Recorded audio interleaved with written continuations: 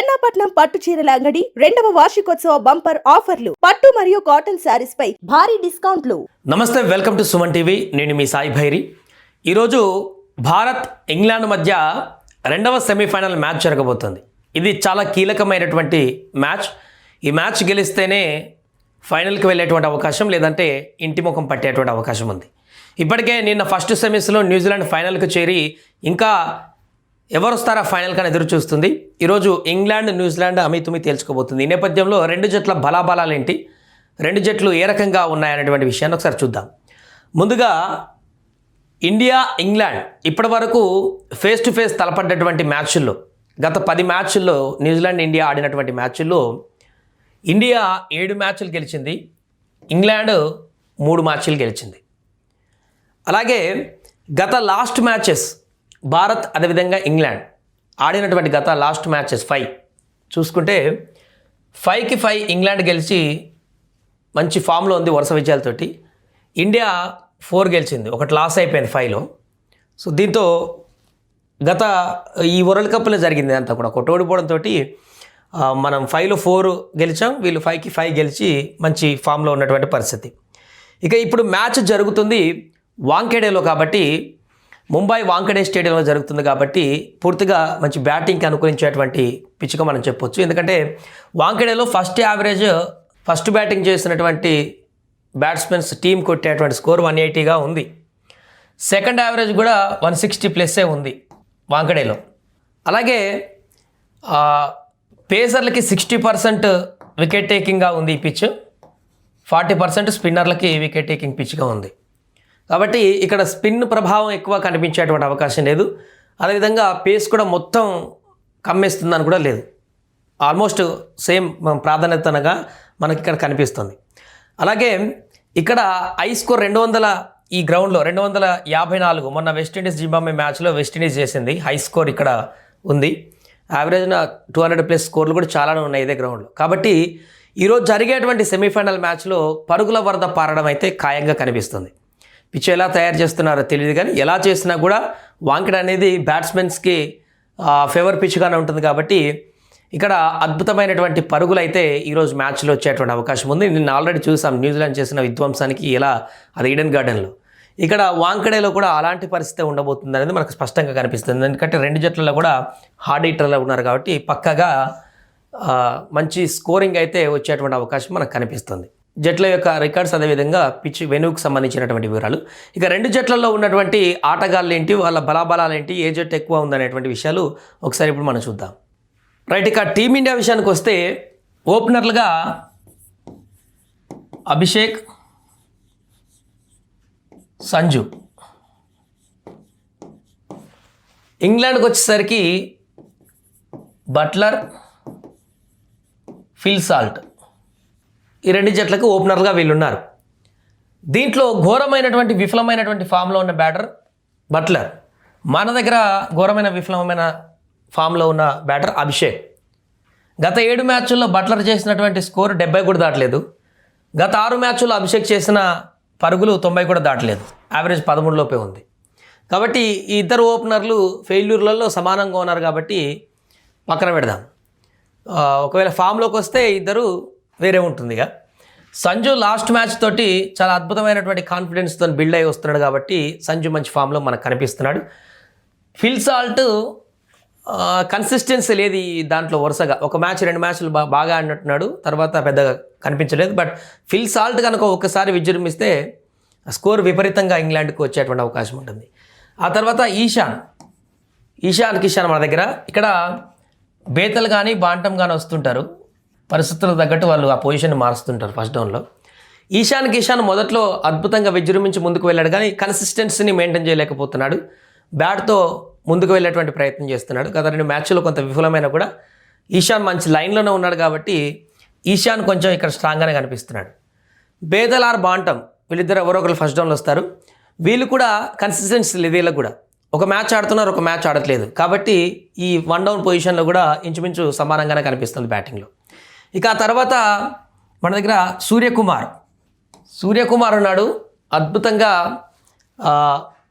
Batting చేస్తున్నాడు, కానీ ఎక్కువ స్కోర్ సాధించడంలో విఫలమవుతున్నట్టుగా మనకు కనపడుతుంది ఈ మధ్య కాలంలో 50 అబవ్ స్కోర్ చేయడంలో. బట్ ఉన్న కాడికి 30-40 మాత్రం శామ్ కరణ్ పెద్దగా బ్యాటింగ్లో ఏముండదు, కానీ ఆపద్ బాంధవుడిలాగా ఏమైనా వికెట్లన్నీ పడిపోతే మాత్రం నిలబడతాడు. సో అక్కడ మనకు కొంచెం ఎడ్జే కనిపిస్తుంది. ఇక ఆ తర్వాత తిలక్ వర్మ గత 2 మ్యాచ్ల నుంచి మంచి కాన్ఫిడెంట్గా కనిపిస్తున్నాడు. అంతమంది స్లో ఆడుతున్నాడు అనేటువంటి అది ఉందే, కానీ ఆ తర్వాత మనకు పర్ఫెక్ట్గా లైన్లోకి వచ్చి అద్భుతంగా రాణిస్తున్నటువంటి పరిస్థితి మనం తన నుంచి చూస్తున్నాం. ఇక్కడ Will Jacks England batting team మొత్తంలో కూడా ఇదొక సునామీ. ఆడితే ఆట స్వరూపం మారుతుంది, లేదంటే విఫలమయ్యేటువంటి పరిస్థితి విల్ జాక్స్ది. గత 2-3 మ్యాచ్లో అద్భుతమైనటువంటి ఇన్నింగ్స్ ఆడి గెలిపించినటువంటి పరిస్థితి విల్ జాక్స్కి ఉంది, కానీ కన్సిస్టెన్సీ విల్ జాక్స్కి కూడా లేదు. కాబట్టి ఇక్కడ తిలక్ వర్మ, మనకు హార్దిక్ పాండ్యా కూడా ఉన్నాడు. హార్దిక్ ఉన్నాడు, విజృంభిస్తున్నాడు. ఇంకా దూబే ఉన్నాడు. వీళ్ళ బ్యాటింగ్ లైన్ ఆల్రెడీ అయిపోయినట్టే. ఓవర్టర్న్ ఉన్నాడు, కానీ పెద్దగా తన నుంచి స్పందన లేదు. కాబట్టి బ్యాటింగ్లో ఇక్కడ హార్దిక్ ఉన్నాడు, దూబే ఉన్నాడు, అక్షర్ కూడా ఉన్నాడు అవసరమైతే ఆల్రౌండర్గా. సో వాళ్ళతో పోల్చుకుంటే బ్యాటింగ్ లైనప్ కొంత మనకి ఇంకెక్కువ స్ట్రాంగ్గా కనిపిస్తుంది 7-8 వరకు. ఇక్కడ వీళ్ళ బ్యాటింగ్ అయిపోయింది. ఇది ఇంగ్లాండ్ బ్యాటింగ్ లైనప్కి సంబంధించి. ఇక బౌలింగ్ విషయాన్ని ఒకసారి చూద్దాం. మనకు బుమ్రా, అదేవిధంగా హర్షదీప్, తర్వాత వరుణ్ కీలక బౌలర్లుగా ఉన్నారు. హార్దిక్ పరుగులు ఇస్తున్నాడు ఈ మధ్య. అక్షరు పర్లేదు రాణిస్తున్నాడు. ఇక వీరికి ఆదిల్ రషీద్ అండ్ మళ్ళీ శామ్ కరణ్ కూడా వీళ్ళకి బౌలరే. సో బౌలింగ్ విభాగంలో కూడా చూస్తే ఆదిల్ రషీద్ స్పిన్నర్తో వాళ్ళు ఉన్నారు. పార్ట్ టైం స్పిన్నర్లను ఇంకా వాడతాడు అనుకోండి. మనకు వరుణ్, అక్షర్ ఇద్దరు ఇక్కడ స్పిన్నర్లు కనిపిస్తున్నారు. పేసర్లో బుమ్రా, హర్షదీప్, హార్దిక్. ఇక్కడ జోసెఫ్ ఆర్చర్, డౌసన్ కనిపిస్తున్నాడు. శామ్ కరణ్ చాలా అద్భుతంగా లైన్ అండ్ లెంత్ ఎత్తు అవతల పరుగులను కట్టడి చేయడంలో అద్భుతమైన బౌలర్గా ఉన్నాడు. ఎక్కువ వికెట్ టేకింగ్ లేకపోయినా కూడా పరుగులు కంట్రోల్ చేయడంలో పర్ఫెక్ట్ ఉంటాడు శామ్ కరణ్. ఇక దూబే కూడా మనకు పార్ట్ టైంగా బౌలింగ్లోకి దిగుతుంటాడు, కాబట్టి బౌలింగ్లో మనకి ఇబ్బంది లేదు. వాళ్ళతో పోలిస్తే సమానంగానే బౌలింగ్ కనిపిస్తుంది. అండ్ గతంలో జరిగినటువంటి సిరీస్లో అభిషేక్ శర్మ ఇంగ్లాండ్ మీద సెంచరీ చేశాడు. ఇంగ్లాండ్ మీదనే లాస్ట్ ఇయర్ జరిగినటువంటి సిరీస్లో అద్భుతంగా ఆడి సెంచరీ చేస్తారు. కాబట్టి అభిషేక్ ఆ రికార్డు ఉంది, ఆ ఫామ్ వస్తుందేమో అనేటువంటి ఆశాభావం కూడా అందరికీ ఉంది. సో ఈ లెక్కను చూస్తే ఆల్మోస్ట్ బిగ్ ఫైట్ ఉండేటువంటి పరిస్థితి కనిపిస్తుంది. ఇంకా ఇప్పుడున్నటువంటి ఇంగ్లాండ్ ఫామ్తో పోలిస్తే ఒక విల్ జాక్సన్ పక్కన పెట్టి ఫిలిప్ సాల్ట్ వీళ్ళిద్దరు కనుక కంట్రోల్ చేయగలిగితే టీమిండియాకి ఎలాంటి ఇబ్బంది లేదు ఇంకా.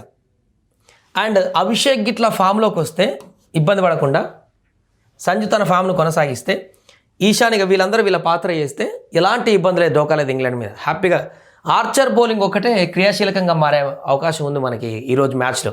తన బౌలింగ్ని కనుక ఇబ్బంది పడకుండా, లేకపోతే తొందరపడి కనుక వికెట్లు ఇచ్చుకుంటే తన బౌలింగ్లో ఇబ్బంది పడేటువంటి అవకాశం ఉంది బ్యాటింగ్లో. లేదు ఆర్చర్ బౌలింగ్ కనుక కొంత ఆదిల్ రషీద్ కూడా స్పిన్ మాంత్రం చేస్తుంటాడు, దానివల్ల వికెట్లో పోయేటువంటి అవకాశం ఉంది. సో జట్టు స్ట్రాంగ్నెస్ చూస్తే కొంత ఇండియాకే ఎడ్జ్ కనిపిస్తుంది. బ్యాట్మెన్ లైనప్లో ఇంగ్లాండ్ కంటే లైనప్పే మనది ఎక్కువ ఉంది. బౌలింగ్లో ఆల్మోస్ట్ ఇంచుమించుగా అటు ఇటు కనిపిస్తుంది, మనది సమానంగానే కనిపిస్తుంది. కొంచెం లిటిల్ బిట్ ఇండియాకు కూడా ఎడ్జే కనిపిస్తుంది. కానీ సెమీఫైనల్కి వచ్చిన తర్వాత ఈ లెక్కలు పనిచేయవు కాబట్టి ఆ టైంలో ఆ సిచ్యువేషన్లో ఎవరు విజృంభిస్తారనేది ఇంపార్టెంట్. అండ్ ఇంగ్లాండ్లో ఒకటి ఉన్నటువంటి మంచి పాజిటివ్ విషయం ఏంటంటే ఇంతమంది బ్యాటర్లు ఉన్నా కూడా వాళ్ళు ఎందుకు వరుసగా మ్యాచ్లు గెలుచుకుంటూ వస్తున్నారంటే విఫలమవుతున్నా కూడా బట్లర్ విఫలమవుతున్నాడు, ఫిలిప్స్ అంటే కన్సిస్టెన్సీ లేదు, వీళ్ళెవరికి కన్సిస్టెన్సీ లేదు. కానీ అన్ని మ్యాచ్లు ఎందుకు గెలుచుకుంటూ వస్తున్నారంటే ప్రతి ఒక్క మ్యాచ్లో ఒకరు అందుకుంటున్నారు. ఒక మ్యాచ్లో సాల్ట్ హాఫ్ సెంచరీ కొడతాడు, మ్యాచ్ను వన్ సైడ్ తీసుకొస్తాడు. ఇంకో మ్యాచ్లో విల్ జాక్స్ హాఫ్ సెంచరీ పైన కొడతాడు, మ్యాచ్ను వాళ్ళ వైపు తిప్పుకుంటాడు. ఇంకొకసారి బాంటన్ కొడతాడు, ఒక మ్యాచ్ని తిప్పేసుకొని వస్తాడు. ఇంకోసారి బేతలు కొడతాడు, తను తిప్పేసుకొని వస్తాడు. బట్లర్ ఇప్పటివరకు ఆడలేదు. ఎవరో ఒకరు తన పాత్రను పర్ఫెక్ట్గా బిల్డ్ చేస్తున్నారు ఇంగ్లాండ్లో ఇప్పటివరకు జరిగినటువంటి మ్యాచ్లు.